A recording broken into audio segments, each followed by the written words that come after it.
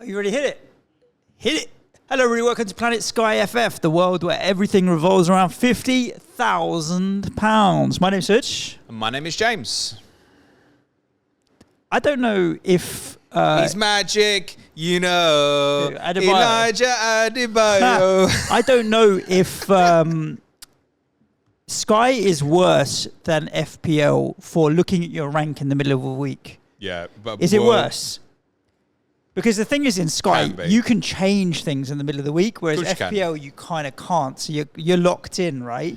But I do feel like Sky, for me, feels worse, potentially. But also the points, you get so many more points in Sky because of tier points. The swings are bigger as well.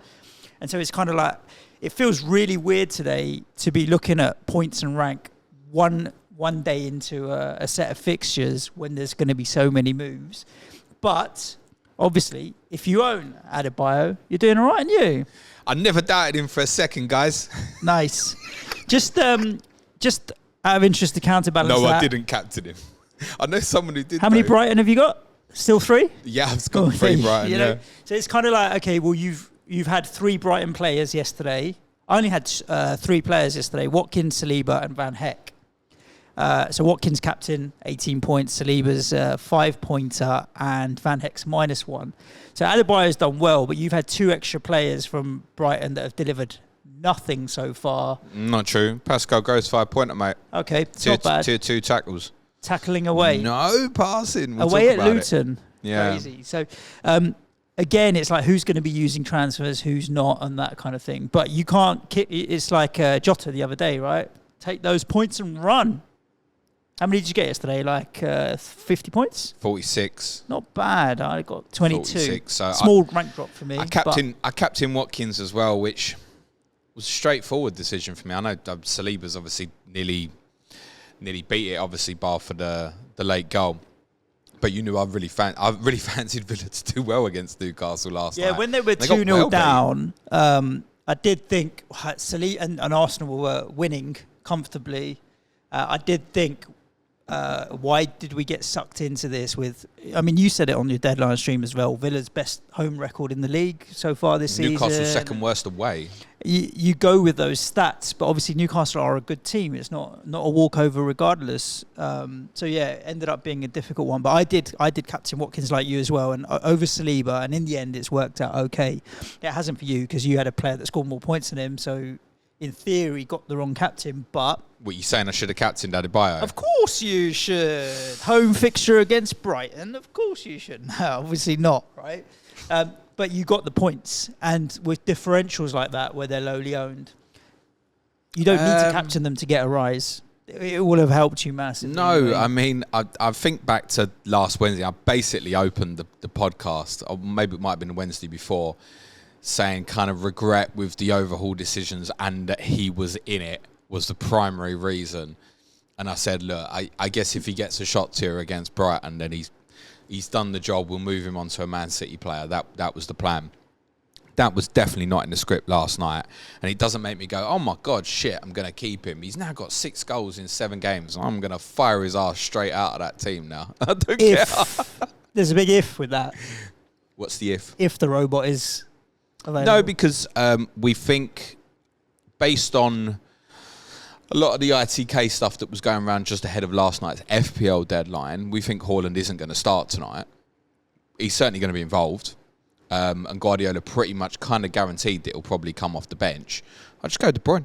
Right, okay. And I'll go and get Haaland on Monday. Right.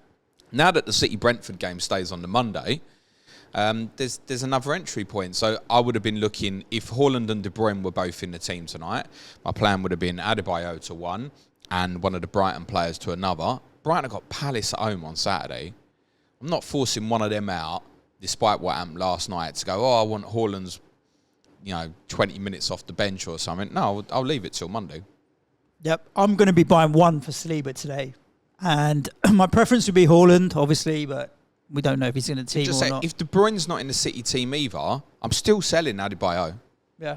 Even if that's the case. So where would you go then? Liverpool? I probably would punt something like Jota, yeah. Okay. Yeah, or maybe even Richarlison for 4 games and then move that on to to something else, which can be done. You can sort of move it into like a Palace player or something, maybe. Yeah. So, yeah, I'll be selling Adebayo tonight. There's not a doubt in my mind about it, to be totally honest. Good. Some big games today, obviously Liverpool, Chelsea, Tottenham, Brentford, City, Burnley. There's going to be a lot of involvement for Sky managers. City is kind of the steaming point, potentially. Many will have a Tottenham player, whether it's a Romero or Richarlison. Some, like me, would have punted on Ivan Toney. So I do hope he tears you a new one today, James. Liverpool, Chelsea, Palmer's, Van Dijk's. But if he tears me a new one, that's going to harm your Romero clean sheet, isn't it? Yes, but Tony's ownership is at 17%, whereas Romero's is going to be 0.6. I am shocked. I thought Romero's ownership was going to be higher than Tony. The reason Romero's ownership, you just shit yourself. Been so confused. Honestly, because he was flagged before overall started. Most people didn't think he was going to play at Manchester United. That 0.6% in the top 1,000 is the patrons I told that I think he'll play. And I've gambled with 600 people, and it probably maths. The maths is maths. 600, it's not 600, it's 60, isn't it? You're right. Yeah. It's definitely the patrons with that number of people. Was it 0.6, did you say? 0.6 in the top 1,000. In the top 1,000 is 6 people. Is that right? No, 60. 60 people. Yeah, they're all Planet FPL Come patrons, here for your mate. maths. You're all Planet FPL patrons. Yeah. Wow. I didn't expect to see that. So huge differential tonight. Oh, so screw you, Tony. Come on, Romero. Clean sheet. Thank you. And nodding a goal for me as well. Don't do your double-footed stuff or elbow anyone in the face, please. Let's talk a little bit about fixtures. We did on the FPL show at the start of the week in terms of the FA Cup doubles, blanks that are around the corner. Premier League being Premier League, failed to keep another promise, James, and only gave us 1 week of March fixtures, which has one single game day, Arsenal, Sheffield United. So I'll scan over this because we did so much on it on Monday's podcast. I think the first thing, obviously important to clarify, Brentford and Man City next Monday obviously stays as the Monday. Yes. We knew previously that Brentford's game at West Ham on Monday the 26th was going to stay on the Monday because of West Ham and Brentford's elimination from the FA Cup means that fixture doesn't have to move. We haven't yet, at time of recording, at 10:20 a.m. on Wednesday, January the 31st, got confirmation of a Liverpool-Luton fixture that most of us expect to be announced for Wednesday the 21st of January. But it's not a guarantee. It is if they use their brains. I can't promise you that the Premier League will use their brains. Essentially, they need to announce this fixture. They need to get on with it because it's 3 weeks away today. Get on with it. I said on Monday's pod that I thought if it got to Friday and it wasn't announced, we'd have to start thinking, well, it's not going to happen. What would be the reason to be waiting at this point and not announce it this week? So, with each passing hour, the percentage of the probability of that extra game going in becomes a little bit less. As you said, we've got fixtures for the opening weekend of March. We have a single game day, Monday night football, Sheffield United against Arsenal. That does not obviously cause any major alarm. It's an absolute certainty. All of us will go into that game with an Arsenal player. There is a case, and I think some will do this, there is a case to sell Arsenal players tonight. I think most who've got Saka. Me. I'm selling Saliba tonight. Are you going to do it? Yeah, it's my only way to get to a Man City player. I mean, the only other two players I had playing yesterday were Ollie Watkins. I'm not selling him before Sheffield United. And Van Heck. And he's my backup captaincy coverage for the Sheffield United game that he has. So yeah, that Sheffield United postponement adds a lot of sense to potentially doing that further down the line. Because I think you could sell now. Yes, you're going to miss a few games. I think importantly, you've got Watkins, haven't you? Yes. That will still cover you for Sunday the 11th of February when Arsenal go to West Ham and Villa play Manchester United. The other two fixtures, other than the Liverpool game, Burnley away and Newcastle at home are reasonable fixtures, but they're also the same day as Manchester City, so it's certainly not going to be coverage, captain. Yeah. And then you can go back in for what I think will likely be Sheffield United away and Brentford at home, 3-0 over some teams with at least one, could even be two, effective captaincies, and then sell again. Obviously, if Chelsea go out of the Cup and the Chelsea fixture is on in the FA Cup quarter-final weekend, then it would probably just be a keep, and it might then be effective 4-for-1s or 5-for-1s. I'm looking at Saliba and thinking at the moment, I'm definitely going back to him specifically. If I was sitting there with Saka and no Saliba, I'd definitely be selling Saka. But the fact that I'm fairly certain it will be Saliba I go back to, I'm not convinced about selling. Yeah, I get that.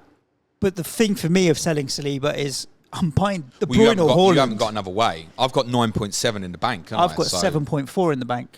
So money's not the problem, but I can't sacrifice any of my other players, James. I'm not selling any of the players that haven't played yet before a fixture game.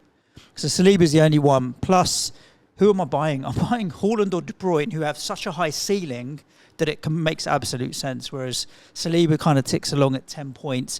Liverpool, West Ham away, 2 difficult-ish fixtures. So I think it makes sense over that to go to the City 3-over-1 at least. And if something happens, I can go back in the West Ham game. I think City as a relationship to Arsenal is quite important to clarify, and it's part of that March announcements as well. So City play Manchester United on the Sunday, the 3rd. The other game that's been announced for that day is Burnley against Bournemouth. So it's just another Manchester City captaincy. All the City's games that they've got between now and then look like, yep, captain a City player. Yeah, it really does. Now, the chances are, because of the extra fixture with Brentford, and the fact there's obviously an entry point tonight, there's another one on Monday, and you've got the second Brentford fixture is another entry point. Yeah, there's a few of us are going to get stacked with a few City players here. I think people are going to have probably at least 3 once Haaland's back in most cases, even if that's just Haaland, Rodri plus 1 more. What you got to think about with City, though, is you can get all these players when you're coming off. And this does also add to the idea of selling your Arsenal players, because between now and Arsenal going to Sheffield United, City have 7 games, Arsenal have 4. And that, United at home, is probably going to be the exit point for City. So then you've only got the exit to Arsenal the next day.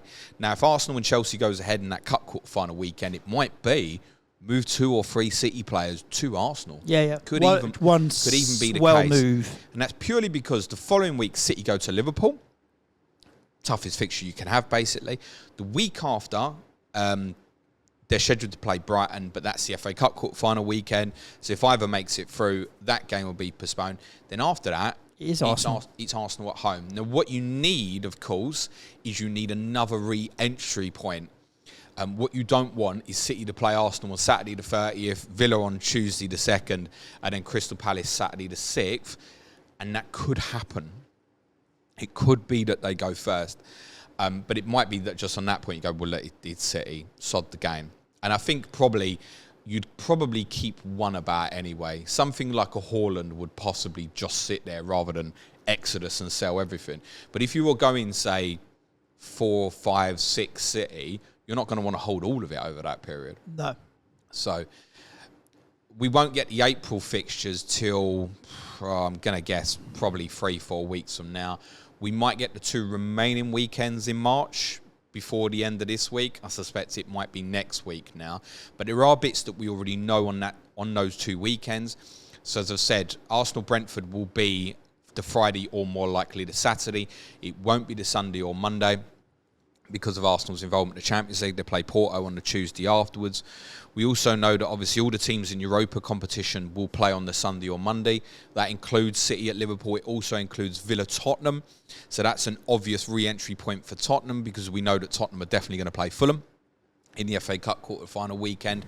And it could even be a Friday night again. Burnley-Brentford is the other game we definitely know is on in FA Cup quarter-final weekend. And it's the same for that FA Cup quarter-final weekend as well. Any team that's playing someone that's in Europa competition, the game will be the Sunday. And in that week specifically, definitely the Sunday rather than the Monday, because it's international week. So there definitely won't be any Monday night football in that game week. But for example, if West Ham and Villa becomes the game that's on that weekend, it could be, looking at the other scheduled fixtures for that Sunday, that it's a single game day on Sunday, March the 17th. It's not implausible that we have 3 games, Burnley, Brentford, Fulham, Tottenham and West Ham, Villa. And in that scenario, I think there would there's every chance it'd all be single game day fixtures as well. But then it's easy enough, isn't it? Tony, Tottenham, Watkins / Bowen. Yep. I don't think it'd be a huge drama. I think Liverpool as well as a steam in, not tonight. Well, I mean, if it's your flavour and you feel like you've got enough City, go for it. For Arsenal as well, assuming that the Luton game gets slotted in there where you say it's going to, because then they've got a run of Burnley, Brentford, Luton, Forest before you can come off them to go to Arsenal before they play Man City, and then probably will have a blank against Everton. So Liverpool are another one where if you don't want to put all your eggs in the City basket and you want to split it across the two, they do have good fixtures. Arsenal's going to be a difficult one, but all the others after that, 4 games, are pretty decent and will provide you an alternative. You've got to remember though, if that Luton fixture doesn't get added back in, and we still think it will, then they're a fixture short of the majority of teams, right? They need to announce it before the weekend. If they don't, they're idiots. But we've already established that they are a little bit. The thing is as well, you can enter Liverpool on Sunday. It's Chelsea at home tonight. It's not like the best fixture. And obviously Arsenal is not on Sunday as well. But the point is, you can come off, say, if you've got multiple Brighton assets like me, I'm looking at that now and going, well, would I go with something like Gross to Jota now? Probably a little bit more information and wait for Sunday would be the same, I think, near enough. What's your thoughts around our focus is very narrow now? City, Liverpool. What are we missing? Not necessarily. But I think there's definitely a case to get Tottenham tonight. Whether that's a Romero, a Porro. I spoke a couple of weeks ago about maybe needing to shove like a dunk to a Romero to enable back Salah in the longer term. I don't think I'm going to do that though. Maddison, Richarlison. There's a few there you can go, right? Maddison's going to go into tonight with no ownership. It's a huge differential if he's in the team, and obviously you will see it tonight. Yep. And I think in that case, it's probably the 4 games, and then you move that on to something playing on the Sunday if you're short. So it might even be back to Brighton. It might be a Manchester United player if you want to punt that against Luton. It might be Ease Magic, Elijah Adebayo. You've got Everton Crystal Palace, a single game day on the Monday. There won't be a lot of ownership for at the moment. And then obviously the extra City fixture on the Tuesday, possibly extra Liverpool fixture on the Wednesday, right? So there's still a case to maybe go in for the 4 games. It probably is 2 transfers. Unless, of course, you want to hold it through, because you're definitely going to want some Tottenham for once you get into that Fulham period and the FA Cup quarter-final weekend. So there's still a case to do it. Tottenham's fixtures are good. The one really bad fixture, despite being 1 fixture short, is Villa away, and that doesn't look as bad based on what I watched last night. For Tottenham? Yeah, well, of course it does. Well, very far in the future. For me, if I'm going into Tottenham, I'm going in for 4 games, and then what will be after that will be after that. If I end up needing to hold, I will. But my plan would be to, after the Wolves at home game, know that I'm moving it on. Yeah. I'm interested in finding potential other areas where there might be points, like Manchester United, Wolves, West Ham at home, Villa away, Luton, a Højlund as a punt maybe. Wouldn't be going anywhere near Manchester United personally. No, I know. What I'm hoping for, James, is that you're going to say, well, look, we can't just all go towards the same players. I'm in a very different situation to you. I'm chasing a little bit. I want to find someone that's got the opportunity to be explosive and will have reasonably low ownership, which I can come off quite easily as well. And United offer that. Yeah, I think if the City lineup isn't to my liking tonight, I've mentioned looking at Liverpool or perhaps Tottenham, but I think West Ham or Wolves tomorrow could certainly be looked at as well. West Ham's case, you obviously know there's that single game day with Brentford. I think if you buy a Bowen or a Kudos, then there's every chance you captain them as well. Yep. So over Areola, I would. Yeah. Yeah, I think so. And it will be handy for you further down the line. There is a case to say, again, look, wait a bit and you can re-enter on Sunday the 11th, the Arsenal game, if you know, say, the West Ham Villa game is going to go ahead. And, of course, you can come back for the Brentford single game day. This is the problem with the West Ham Wolves. Entering Thursday is fine, but I think you're entering Thursday with the later thinking as well of those single game days. And you can just enter on the single game days, right? It's similar for Wolves with that Sheffield United fixture. So if you take Wolves, for example, I mentioned Cunha quite a lot before overhaul, and I still think that's a reasonable one if people want to do it, particularly if it's a case of finding money. And it might even be one that, say you're sitting there now and I can't get to De Bruyne and Haaland if hypothetically Haaland's in the team with De Bruyne. And you're thinking, well, I can't get there. I wouldn't mind if people went Cunha now, knowing that he's like a certainty to play tomorrow night, if that helps enable it. You know what I mean? If you're like 0.6 short or something, you need to go like a dunk to Cunha, and then you're going to captain Cunha tomorrow night. It's not ideal play, but I think it's highly likely you get away with it. But the reality is, 2 of their next 4 are Chelsea away and Tottenham away, and then there's gains off other teams that you can get off. So if you're sitting on a Wolves player after the Tottenham game, you're going to look at a City player and go, is Brentford, Bournemouth, I can load up more here before Sheffield United. So I really think for Wolves particularly, it's probably come back on the single game day against Sheffield United. Also factor in that Hwang will be back by then, and it might be that he's the best choice possibly. For West Ham, if you're getting in like a Bowen or a Kudos, yeah, I think there's more case to really look at that tomorrow night. Yep. And if the City team's not to my liking tonight, that might be the decision I'll make and go, yeah, do you know what? Jared Bowen, prior to doubt against Sheffield United, would have been part of my longer-term plan. Should I go back there? Yes, maybe so. We need to talk about the Salah effect on this as well. Mm-hmm. Egypt's obviously out of AFCON. But he is also not fit. He's injured. He definitely will not be involved against Chelsea or Arsenal, which means if you want to buy him back, you are going to be buying him back without gain, unless you wait for the Luton game if it is announced. That, of course, is determined on whether he's back available or not. The only caveat to that is if you've got an injury, James. So, like, obviously, if you buy him to fix an injury, then you are getting a fixture game because your players are out. But we don't wish injury on anybody, so hopefully that's not the situation. But that's the only chance where it will be a fixture neutral kind of move. That you will see the team against Brentford. I think if you're sitting there, you see the team against Brentford Saturday, 17th February, and Mo Salah is in that team, and the Luton game is going afterwards, then there's a case to go buy. But you're probably then holding him through the blank week, then playing him against Nottingham Forest, and then arguably selling straight after that. And again, it might have to be moved to Arsenal. That might be how it sits. So my instinct, by the way, at the moment is that he probably won't be back.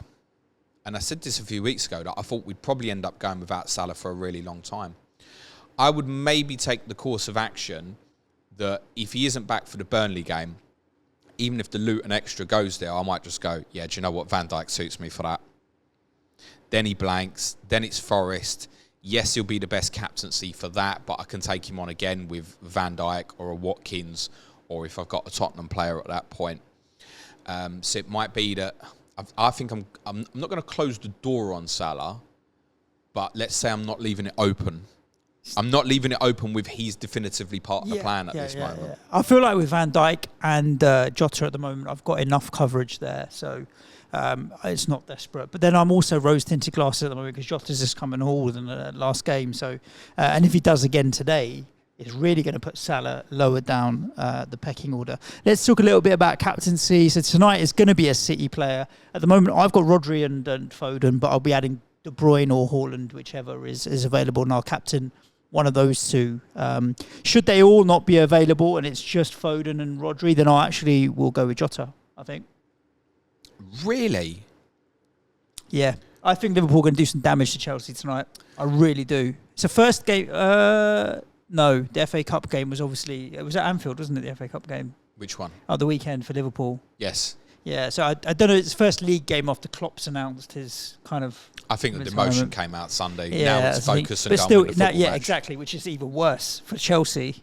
I think they're going to do some damage today, if I'm really honest with you. Don't think Man City are going to do some damage tonight. Yeah, Man City haven't played for 5 days. They don't play again for 5 days. This is rare for City. They'll do damage any time, James. But they might put the foot down tonight. But City are the type that will spread it around everywhere. And obviously, look, I should add always with every sentence, I'm chasing a little bit. So have a bit of fun. But yeah, it'll be De Bruyne or Haaland. If neither of them, and I don't buy another City attacker, then it's going to be Jota for me. I'll be honest. As I said, I don't think I'll be buying Haaland tonight. If he's in the team, I will. And I would captain him. If he's in the team, it's Haaland. But it doesn't look like he will be.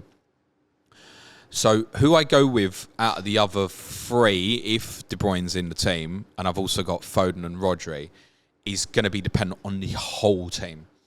And what I mean by that is there's a lot of speculation that Kyle Walker is not going to play tonight. We've seen several FPL accounts left him on the bench last night. It seems a little bit fishy. Now, Walker and Gvardiol have kind of been holding the touchline, or Walker's been doing it and Doku's been doing it. I would like to captain Foden from the rest, I think, tonight and chase the upside on that. However, I need Jeremy Doku in the team, I think, to do that. And I also need to feel that whoever plays right back for Manchester City is going to be able to push up down the touchline. Otherwise, there's a strong possibility based on the team that Foden might end up hugging the touchline. Now, if that's the case, it's not that he can't return. He can. It's Phil Foden. But I think I lose a lot of the upside on that. There's a chain of things that I would want to see. So ideally, I'd want to see Kyle Walker in the team. Ideally, I'd want to see Bernardo Silva in the team as well. Ideally, I'd want to see Mateo Kovacic in the team. If I get those things all happen, and it looks like it's probably not going to be Walker, then I think I'd go Foden. I'd chase the upside. It's all about where I think he's going to play tonight. And if I think he plays in a central role, then I want to go Foden. The one that would almost definitely rule me out of captaining him is if Oscar Bob starts. I'd look at something else. Okay. I'd go with De Bruyne or Rodri. West Ham tomorrow for you, Areola. I only own Areola tomorrow, so I've got no choice but Areola. Dominic Solanke's on for a hat-trick tomorrow, though. No doubt about it. Yeah, there's Bowen Kudos. I'll give a little bit of thought later today. I don't think I'm going to go down that route. You'd have a preference for which one, Suj? Bowen, yeah. Shot tears, headers off corners, yeah, I'd go Bowen. I'd go Bowen. Yeah, I think so. But Kudos is a decent alternative if you're a bit shorter, right? No doubt. What price is Kudos? I will double check that for you, James. I'll bet I'll beat you to it. Go on then. I'm going to try. I'm on a different screen. 8.1. This is only 0.7 difference. I'd go Bowen. I keep thinking if I decide to go for something alternative to City tonight, I get the draw of Jota, and it's the idea of that extra fixture. I do know exactly what I'm getting off Bowen. And there's probably a captaincy in there that probably wouldn't be in there for Jota. So it does cancel out. So Bowen might come back into my thoughts where I go, yeah, shit, for whatever reason I go, I'm not selling Adebayo today, but under that circumstance, I'll definitely go Bowen tomorrow, I think. I think best captaincy would be him. I think Cunha is reasonable if you've got, yes, it'll probably be Areola for me. Saturday, the weekend, I'm going Ollie Watkins, Sheffield United away. It's pretty straightforward. I don't have the most amount of coverage. Like Van Heck, Palace at home, not for me. So, yeah, I think I'm going to end up with... Ollie Watkins is a good captaincy option. If you've got any Newcastle kicking around, maybe they would be a good option. Sheffield United have replaced League One Wes with League Two Evo now in goal. They're scoring at the other end, though, now, at least, which is something for Sheffield United. In a weird way as well, I think Watkins being away to Sheffield United, because there might be a psychological, well, he blanked at home to them. Away from home might be better. Yeah. And they've conceded, 8 since this fella's gone in goal. So, yeah, I think Watkins. I think your likes of Romero come into play. Everton have gone, I think, 3 league games without scoring. You will obviously see the Tottenham team at the weekend. I don't imagine that game will be high scoring. So Romero, perhaps Porro, but I think for that one specifically, Romero. And yeah, the Brighton players are definitely options there as well. And if you're sitting there with, I don't know, Adebayo at Newcastle, no, I'm kidding, maybe Anthony Gordon or trips at home to Luton, it's reasonable. So if you went with Isak and stuff, maybe? Isak would be a big doubt. Came off injured first half last night. Okay, don't do that. On the Sunday, Cole Palmer at home to Wolves, probably on paper has one of the better fixtures. Liverpool play Arsenal. Like any of their players, any given time, are all quality, so there's no issue with them being your backup captaincy options. But for me, I'll go Palmer, play the fixture, home against Wolves. Yeah, I think offensive Arsenal-Liverpool players perfectly reasonable. In terms of your passing tiers, it will probably be determined a lot by game state, right? So if Arsenal go 1-0 up early, your chance of hitting the Van Dijk passing tier goes up and vice versa, but then you've also lost the clean sheet to go with that, I think. So, yeah, my intention on Sunday is actually to go with Cole Palmer. Any love for if you buy a West Ham asset tomorrow, Man United away? Could be a consideration. I mean, kind of thinking 2 steps ahead. What if Palmer got injured tonight? Then I'm probably buying Bowen tomorrow night, for example, and having to manoeuvre some different things. And under that circumstance, maybe. Yep. I wouldn't fear doing that, Bowen away to Manchester United. I would prefer offensive Arsenal or Liverpool players to that, i.e. Jota, Saka, but not the defensive ones, I don't think. No. And last but not least, obviously on the Monday, it's going to be a Man City player. Haaland will start Monday. And, it's going to be him. So that answers that. I'd be very surprised if he didn't. We had 5 games yesterday, James. Did you want to talk about the tier points and can that do. kind of thing I mean, them, or we can answer some of the old questions on the internet? A lot of it's not too relevant. I only watched the first half of Arsenal last night, and if anybody else did, it won't be surprised to hear some of these passing numbers from last night. So Zinchenko 100, Gabriel 97, Saliba 86, Ben White 67, Odegaard 71, Declan Rice 72, and there was a tackle tier for Declan Rice as well. Shot tier for Gabriel Jesus. There was also a shot tier for Taiwo Awoniyi, who's back, who came on as a half-time substitute for Chris Wood. I mean, the whole of the first half, I've seen Nuno games like that over and over, mate. It's literally just camps on the end of Forest box. But also Arsenal never looked like scoring in that period either. They did have better opportunities in the second half. From Fulham Everton, Tom Kearney, who was a name I mentioned pre-overhaul, was one to keep an eye on. 97 passes completed last night. And Issa Diop, 79. Now, he went off injured with about 15 minutes to go. And Marco Silva said last night that there was concern over him and Raul Jimenez, who went off at half-time, with concern that those injuries might be serious. Diop was running at towards a pass a minute, basically.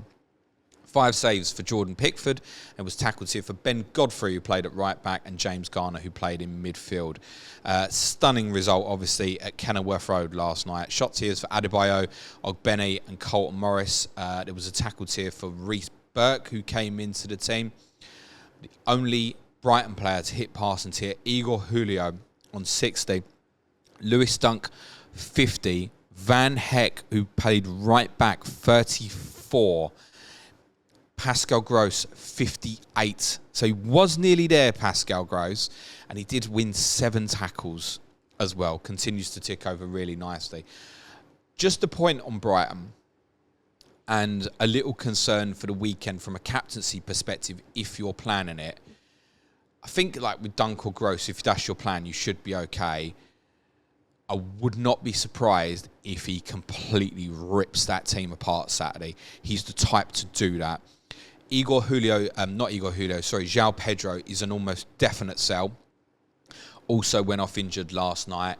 De Zerbi didn't know the status of that at the end of the game, but if you're looking to fund a Brighton player to Manchester City, for example, tonight, and it's a choice of whomever, I would suggest that's probably your one to fund doing it. He's probably unlikely to start on Saturday, so he might rip that team up. James Milner left with a knee brace as well. Ansu Fati, we think, will be back in the squad at the weekend, so you might get quite a different Brighton team. In terms of system as well, they played a back three at Sheffield United. They changed system several times during the game last night, and that probably wouldn't have helped. Luton's 2 goals, Suj, effectively, were both in the first minute. Yep. They scored after 20 seconds, then they scored 40 seconds after the restart. Yeah. Crazy. And to be fair, a lot of the Brighton people we know said Luton were absolutely outstanding. And I don't think it's just a one-off in terms of the passing tiers versus Luton specifically being low. I think there is something to be said about the tightness of the field of Kenilworth Road. And if you watched the kickoff of the game last night, Luton had 5 players just went and pressed them straight away. They got in their face, they never went and played. The 5 went and pressed, and they accepted that if they beat that, then fine. In the midfield area they could play, but they'd still have to get at Luton's back 5 in a structured position. And again, it's not a one-off. We talked about the Chelsea numbers against Luton when Chelsea won now, that no Chelsea players hit passing tier, and it being surprised. We've got a couple of games now at Kenilworth Road where this has happened, and that's something to think about, say, when Manchester United go there in a couple of weeks, you might be thinking, I want to go Lisandro Martinez for a 3-0, and you could consider that sort of thing. From Palace Sheffield United, a few tackle tiers knocking about. Tier 2s for Mitchell, Hughes, Ayew, Trusty, Army Hodzic, and there were 10 tackles won for Vinicius Souza. The only passing tier was Joachim Anderson, scraped in with 61, 2 more than centre-back partner Mark Gay. Palace did revert to 2 centre-backs last night in a back 4. Obviously, Eze and Elise returned well. Both are doubts for Saturday, having come off injured last night. I imagine if they're at 60-70% fit, the game is so important to Palace that they'll probably play. Eyes on those two ahead of the 2 Monday night games that Crystal Palace have coming up. No shots here in that game except for Eze. 3 shots on target. Newcastle were excellent at Villa Park last night. That was their worst away performance last season when they got lost 3-0 at Villa, and this was their best away performance so far this season, and that includes the 8-0 win at Sheffield United. Really good. Dominated the first half, deserved their couple of goal lead, tired in the last 20 minutes, and if Villa had got the second, and Ollie Watkins very nearly did, it was a fraction of offside, they'd have shit themselves at the end, and I wouldn't have been surprised if it ended a draw. They deserved to win. Esri Concert tier 2 passing 70. Douglas Luiz 94. John McGinn, a little bit of a rare one, hit tier 1 passing. There was shots here for Cash and Ollie Watkins. Fabian Schär scored twice from centre-back. Obviously got a shot here and very nearly scored a hat-trick as well. Dan Burn and Bruno Guimaraes in the tackles. There's every chance Anthony Gordon may play through the middle against Luton at the weekend. I don't mind it as a differential captaincy choice if someone's there. Questions on the internet, James? Go. Plenty about Adebayo. Should we move him on? So he has been done to death. And we've also answered the question around if Haaland is the bench and De Bruyne starts, you'd go De Bruyne. There is a case to keep him, right? Who, Adebayo? Yeah. And the reason why is there could be the extra fixture against Liverpool. Whoop, whoop. Which currently as it stands is 1 less than most teams. There's Sheffield United at home coming up. There's Manchester United at home coming up, which if you're intending to come off your Brighton players, in theory, could give you a different captaincy option. They then obviously blank if the Liverpool game doesn't happen. Then it's Villa at home, which is reasonable actually. Palace away is reasonable. And the Forest game will probably go ahead in the FA Cup quarter-final weekend and could also obviously therefore be a single game day. So there is a case, but I also think part of that case is holding him pretty long term. Not for me. The reality is, if he'd not scored last night, none of us would be sitting here now thinking, I want to keep hold of that. It's a stick to the plan for me. It's Newcastle away next. It's a sell. Okie dokie. A couple of goalkeeper questions that I roll into one. Editor, he says he forgot to move Kaminsky on Sunday, and he got away with it. Who would you move him on to? Gigi Magpie, future goalkeeping question. Would you rather do Vicario to Ederson for the fixture gains, or daisy chain him to Pickford and Jose Sarr to cover their single game days? Like my answer to AD in terms of Kaminsky was Ederson and just deal with it. Just suck it through because City could keep a lot of clean sheets. But the goalkeeper, there's a case for covering the single game days with goalkeeper daisy chaining is also a perfectly reasonable strategy. I will consider Areola to Ederson on Monday, particularly if I end up buying Bowen tomorrow night.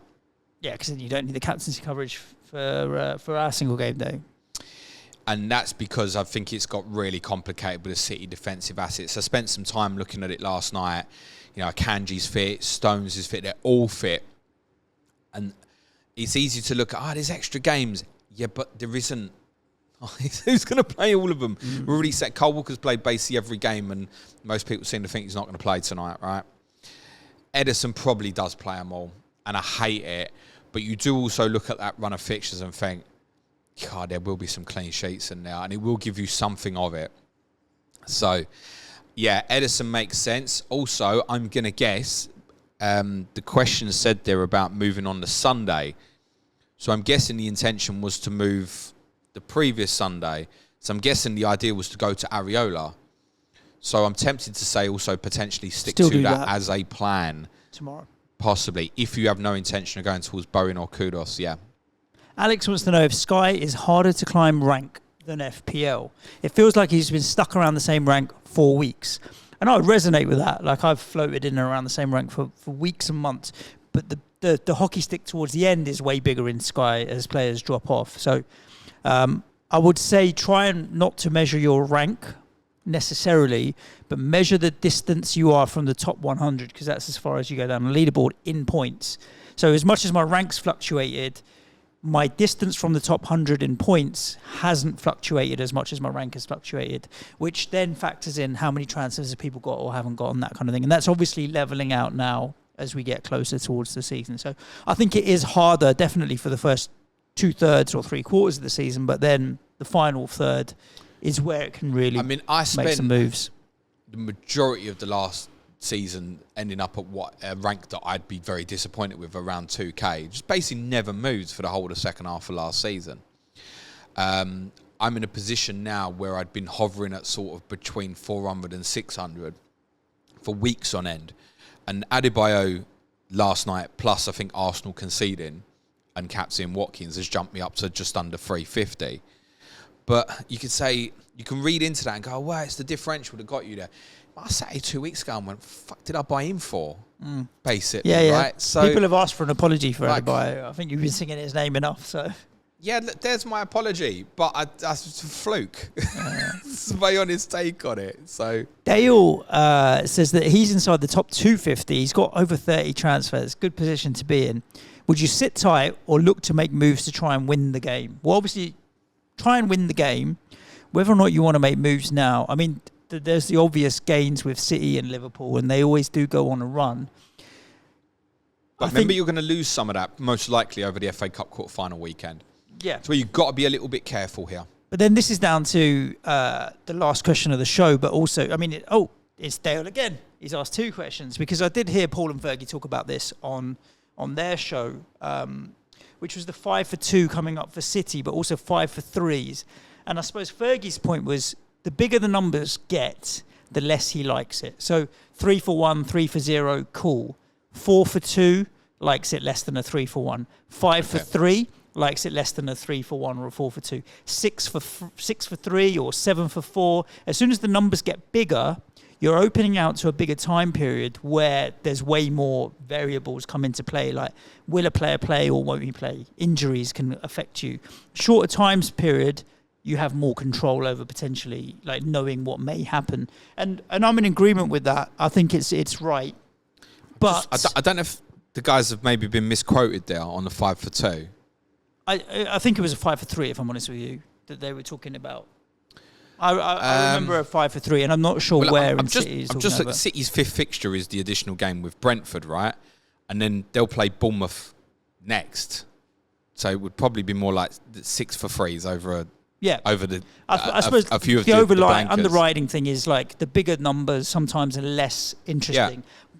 My caveat is, though, I don't mind the bigger numbers for the better teams. So if I'm going into City and Liverpool and their long-term holds, then fine, because I have no intention of coming off. And if I get stuck with that player for a while, if he's from one of the better teams, generally I'm going to be happier with that than getting stuck with fodder from a lower half of the table team. So play it your way. Yeah, there absolutely is. I think what's really important here in terms of how big people go with City here is, firstly, consider that everyone's fit. That's not to put anybody off going with like a defensive player, I said, but sitting there and going the 7 for 4s and stuff like that. Like, I mean, do you think any Man City defender would play 7 games in a row at this period now? Champions League restarting as well. No. And they're still in the FA Cup. No, probably not. So your effective numbers there are not so big. Now, if you take Rodri as an example, could Rodri play all those games? Possibly, yeah. Possibly, yeah. That's a big difference, I think. I think what you need to factor in as well is your exit points. Whatever you go in on City, unless it gets injured, you're not really going to want to move off until, I think, after the Bournemouth game on February the 24th, or after the Manchester United game on March the 3rd. And that essentially leaves you moving from City to Wolves, Bowen, Kudos, Tony, or Arsenal. And that's it. Unless the extra Liverpool game happens, then it would maybe be a case on Wednesday the 21st to go from one of your additional City players to get Salah back, for example, on that Wednesday night if he was back in the team. And that might be where the guys were talking maybe 5 for 2. That would be from the Brentford game, you'd be looking at sort of like a 4 for 2 over Liverpool if you were then investing on Monday night rather than tonight. Because obviously Liverpool played twice before City played their second game. So there's a 4 for 2 from Monday night to then go back to Liverpool. But then the Liverpool games you're missing is Burnley at home and Brentford away. So I wouldn't consider going Van Dijk to, I know which City defender it is now. Like, I ain't doing that. No, understood. So Arsenal's the really big one, where you can see there, if you want all of that City run, there's 7 City games from tonight to Arsenal's 4. That's big, and then it's back to Arsenal on the Monday night against Sheffield United. Lovely jubbly. Yeah, that's the questions that we've had in on the internet. If you want to support the show, which means ad-free podcasts, it means additional shows, it means James' fixture planning spreadsheet, it means a Slack community with very active managers, prize leagues, and a whole bunch of other stuff. Head over to patreon.com/Planet FPL. We'd love to have you as part of the community over there. Yeah, that's all I have to add. Ask James stream tomorrow, 11 a.m. UK time. If you want any questions, you're more than welcome to come join in, ask some Sky questions on that.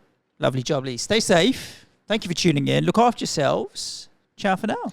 Thanks, everyone. Good luck. Play it your way. Cue music, please, man child.